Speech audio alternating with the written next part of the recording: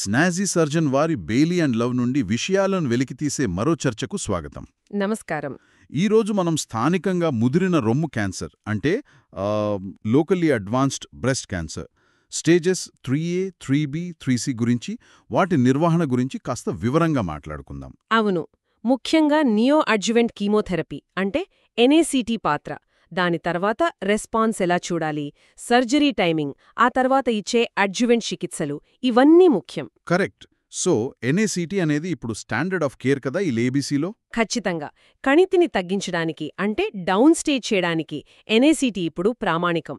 ఇది సర్జరీని సులభతరం చేస్తుంది. ఇంకా చెప్పాలంటే కొన్నిసార్లు రొమ్ము సంరక్షణ శస్త్రచికిత్సకు బీసీఎస్ కూడా అవకాశమిస్తుంది. ఓకే, మరి ఈ ఎన్ఏసిటీకి పేషెంట్ ఎలా స్పందిస్తున్నారు అనేది ఎలా తెలుస్తుంది? ఎప్పుడు అసెస్ చేస్తారు? సాధారణంగా ఎన్ఏసిటీ రెండో సైకిల్ అయ్యాక సుమారు 3 వారాలకి రోగిని మళ్లీ చూస్తాం. క్లినికల్గా ఇంకా ఇమేజింగ్తో కూడా అసెస్ చేస్తాం. దీనికేమైనా నిర్దిష్ట ప్రమాణాలున్నాయా? ఉన్నాయి. రెసిస్ట్ క్రైటీరియా వాడతాం. అంటే కణితి అసలు కనపడకపోతే క్లినికల్గా గానీ ఇమేజింగ్లో గానీ దాన్ని కంప్లీట్ రెస్పాన్స్ లేదా సిఆర్ అంటాం. ఓకే. కణితి గరిష్ట వ్యాసంలో కనీసం 30% తగ్గితే అది పార్షియల్ రెస్పాన్స్ అంటే పిఆర్. 30% కంటే తక్కువ తగ్గితే దాన్ని స్టేబుల్ డిజీజ్ ఎస్డి అంటాం. ఒకవేళ కణితి సైజు తగ్గకపోగా కనీసం 20% పెరిగితే దాన్ని ప్రోగ్రెసివ్ డిజీజ్ పీడి అంటాం. సరే, ఈ రెస్పాన్స్ బట్టి మేనేజ్మెంట్ మారుతుందా? అవును, మారుతుంది. సిఆర్ లేదా పిఆర్ ఉంటే అది మంచి స్పందన. అప్పుడు మొత్తం కీమోసైకిల్స్ పూర్తి చేసి ఆ తర్వాత సర్జరీ ప్లాన్ చేస్తాం. ఒకవేళ సిఆర్ వచ్చి అంటే కణితి పూర్తిగా కరిగిపోయి బీసీఎస్ చేయాలనుకుంటే? అది చాలా ముఖ్యమైన పాయింట్. సిఆర్ వచ్చిన కేసుల్లో బీసీఎస్ ప్లాన్ చేస్తే సర్జరీకి ముందే అంటే ఎన్ఏసిటీ పూర్తవగానే అసలు కణితి ఎక్కడుండేదో గుర్తించడానికి ఒక రేడియో ఒపేక్ క్లిప్, ఉదాహరణకు మ్యాగ్సీడ్ లాంటిది, లేదా కనీసం వేరే మార్కర్ అయినా పెట్టడం చాలా అవసరం. లేకపోతే సర్జన్కి ఎక్కడ తీయాలో తెలీదు. సర్జరీ చేసి తర్వాత వేరే రకమైన అంటే సెకండ్ లైన్ కీమోథెరపీ ఇస్తాం. ఓకే, ఇప్పుడు ఎన్ఏసిటీ తర్వాత సర్జికల్ ఆప్షన్స్ గురించి మాట్లాడుకుందాం. ఏమేం చేయొచ్చో? రోగికి 2 ఆప్షన్స్ ఇవ్వాలి. మాస్టెక్టమీ అంటే రొమ్ము మొత్తం తీసేయడం, లేదా రొమ్ము సంరక్షణ శస్త్రచికిత్స బీసీఎస్. వాళ్ళిష్టం.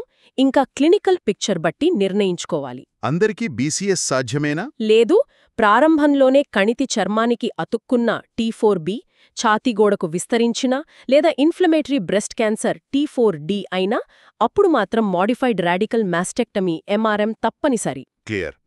ఇక యాక్సిలా అంటే చంకలోని లింఫ్ నోడ్స్ సంగతేంటి? ఎన్ఏసిటీ తర్వాత SLNB Sentinel lymph node biopsy పాత్ర ఎంతవరకు? ఇది కొంచెం కాంట్రవర్షియల్ కదా? అవును, ఇది కొంచెం కాంప్లెక్స్ విషయమే. అంటే ఎన్ఏసిటీ తర్వాత యాక్సిలా మేనేజ్మెంట్ ఇంకా పూర్తిగా సెటిల్ అవ్వలేదు. ముఖ్యంగా మొదట CN+ ఉండి అంటే నోడ్స్ పాజిటివ్గా ఉండి ఎన్ఏసిటీ తర్వాత అవి CN0గా మారిన వారిలో SLNB చేస్తే ఫాల్స్ నెగటివ్ రేటు అంటే నోడ్స్లో క్యాన్సర్ ఉన్నా నెగటివ్ అని చూపించే అవకాశం 10% కన్నా ఎక్కువ ఉంటుంది.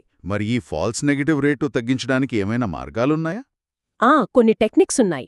ఒకటి డ్యూయల్ ట్రేసర్ వాడటం అంటే బ్లూ డైతో పాటు రేడియో ఐసోటోప్ కూడా వాడటం. 2 కనీసం 3 సెంటినల్ నోడ్స్ తీయడం. ఓకే. ఇంకా ముఖ్యంగా ఇప్పుడు టార్గెటెడ్ యాక్సిలరీ డిసెక్షన్ లేదా TAD అనే కాన్సెప్ట్ వస్తోంది. అంటే ఎన్ఏసిటీకి ముందే పాజిటివ్ అని తెలిసిన నోడ్లో ఒక మెటల్ క్లిప్ లాంటిది పెట్టి సర్జరీ అప్పుడు ఆ క్లిప్ ఉన్న నోడ్ను SLNBతో పాటు కలిపి తీసేయడమన్నమాట. ఇది ఖచ్చితత్వాన్ని పెంచుతుంది. అంటే పాజిటివ్ నోడ్ని టార్గెట్ చేసి తీస్తాం. మరి మొదట్లోనే CT3NO ఉంటే? అవును, CT3NO ఉండి ఎన్ఏసిటీ తర్వాత కూడా N0గానే ఉన్నవారిలో SLNB పాత్ర మీద ఇంకా క్లినికల్ ట్రయల్స్ జరుగుతున్నాయి. అర్థమైంది. సర్జరీ తర్వాత అడ్జువెంట్ థెరపీ గురించి చెప్పండి. రేడియోథెరపీ ఎందుకు అవసరం? సర్జరీ తర్వాత ఇచ్చే అడ్జువాంట్ థెరపీ, ముఖ్యంగా రేడియోథెరపీ, లోకల్ రికరెన్స్ అంటే అదే చోట మళ్లీ క్యాన్సర్ వచ్చే ప్రమాదాన్ని బాగా తగ్గిస్తుంది. దానివల్ల ఓవరాల్ సర్వైవల్ కూడా మెరుగుపడుతుంది. అందరికీ ఇవాళ రేడియోథెరపీ? బీసీఎస్ చేయించుకున్న అందరికీ తప్పనిసరి. మాస్టెక్టమీ తర్వాత అయితే కొన్ని కండిషన్స్లో అవసరం.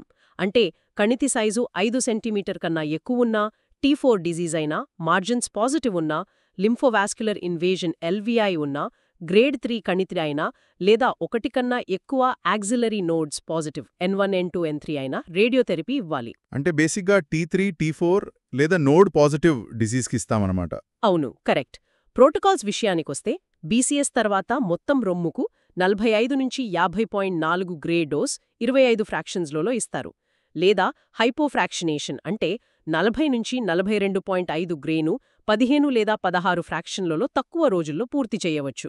మాస్టెక్టమీ తర్వాత T3N0M0 కేసులో మాస్టెక్టమీ తర్వాత SLN నెగటివ్ వస్తే ఛాతీ గోడకు రేడియేషన్ ఇస్తారు. నోడ్ పాజిటివ్ అయితే మాత్రం లోకో రీజనల్ రేడియోథెరపీ ఇవ్వాలి. అంటే ఛాతీ గోడతో పాటు సుప్రాక్లావిక్యులార్, కొన్నిసార్లు ఇంటర్నల్ మెమరీ రీజియన్స్కి కూడా. యాక్సిలాకు కూడానా? ఆహా, ఇక్కడొక ముఖ్యమైన విషయం. యాక్సిలరీ నోడ్ డిసెక్షన్ ALND చేసిన తర్వాత మళ్లీ యాక్సిల్లాకు రేడియేషన్ ఇవ్వడం సాధారణంగా అవాయిడ్ చేస్తాం.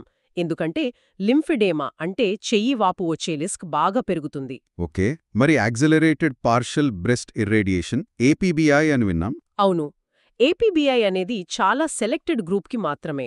ASTRO 2016 గైడ్లైన్స్ ప్రకారం వయస్సు 50 ఏళ్లు పైబడి, T1 ట్యూమర్, మార్జిన్స్ కనీసం 2 మిమీ నెగటివ్, IDC హిస్టాలజీ, LVI లేకపోవడం, ER positive, BRCA negative, SLN negative ఉండాలి.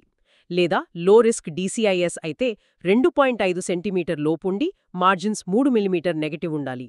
వీళ్లకి 5 రోజుల్లో రోజుకి 2 సార్లు చొప్పున రేడియేషన్ ఇస్తారు. సరే, ఇక అడ్జాయింట్ సిస్టమిక్ థెరపీ గురించి అంటే కీమో హార్మోన్ థెరపీల గురించి. దీని ముఖ్య ఉద్దేశ్యం శరీరంలో ఎక్కడైనా ఉండిపోయి ఉండగల మైక్రోమెటాస్టాసిస్ను అంటే సూక్ష్మ క్యాన్సర్ కణాలను నిర్మూలించడం. కీమో ఎవరికి అవసరం? సాధారణంగా 1 సెంటీమీటర్ కన్నా పెద్ద ఇన్వేజివ్ కణితులకు లేదా 0.5 సెంటీమీటర్ కన్నా పెద్దవైనా సరే LVI, అధిక grade HER2 positive, triple negative వంటి బ్యాడ్ ప్రోగ్నాస్టిక్ ఫ్యాక్టర్స్ ఉంటే ఇంకా నోడ్ పాజిటివ్ కేసులన్నిటికీ కీమో ఇస్తాం. తక్కువ రిస్క్ కేసుల్లో ER positive, HER2 negative, node negative అయి తక్కువ రిస్క్ అనిపించిన కేసుల్లో కీమో అవసరమా లేదా అని చెప్పడానికి ఆంకోటైప్ DX లాంటి జీన్ ప్యానెల్ టెస్ట్లు హెల్ప్ చేస్తాయి. ఓకే, స్పెసిఫిక్ థెరపీస్ ఏమైనా?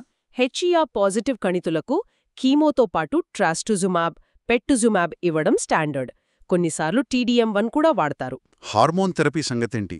ఇది ER పాజిటివ్ కణితులకు మాత్రమే. ప్రీమెనోపాజల్ మహిళల్లో టమాక్సిఫెన్ 5 నుంచి 10 ఇయర్స్ వాడతాం. పోస్ట్మెనోపాజల్ మహిళలో అయితే అరోమటేజ్ ఇన్హిబిటర్లు AIలు ఫస్ట్ చాయిస్. ఎందుకంటే అవి టమాక్సిఫెన్ కన్నా కొంచెం బెటర్ రిజల్ట్స్ ఇస్తున్నాయి. AIలతో సైడ్ ఎఫెక్ట్స్ ఏమైనా ఉంటాయా?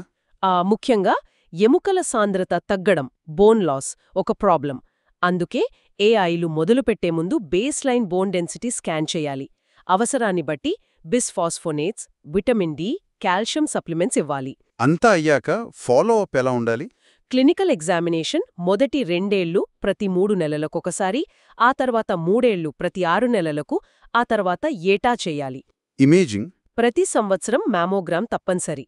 ఒకవేళ ఇంప్లాంట్స్ ఉంటే లేదా BRCA లాంటి జన్యు ఉత్పరివర్తనలు ఉంటే వార్షిక కాంట్రాస్ట్ బ్రెస్ట్ MRI కూడా అవసరం పడొచ్చు. అంటే రెగ్యులర్ ఫాలో అప్ ముఖ్యం. అవును, చాలా ముఖ్యం. ఏవైనా కొత్త లక్షణాలు అంటే నొప్పి, గడ్డ, వాపు లాంటివి వస్తే మాత్రం వెంటనే డాక్టర్ని కలవాలి. చాలా చక్కగా వివరించారు. స్థానికంగా ముదిరిన రొమ్ము క్యాన్సర్ నిర్వహణలో ఉన్న ముఖ్యమైన అంశాలన్నీ చర్చించాం. అవును. మా ఈ చర్చను విన్నందుకు ధన్యవాదాలు. తదుపరి చర్చలో మళ్ళీ కలుద్దాం. ధన్యవాదాలు.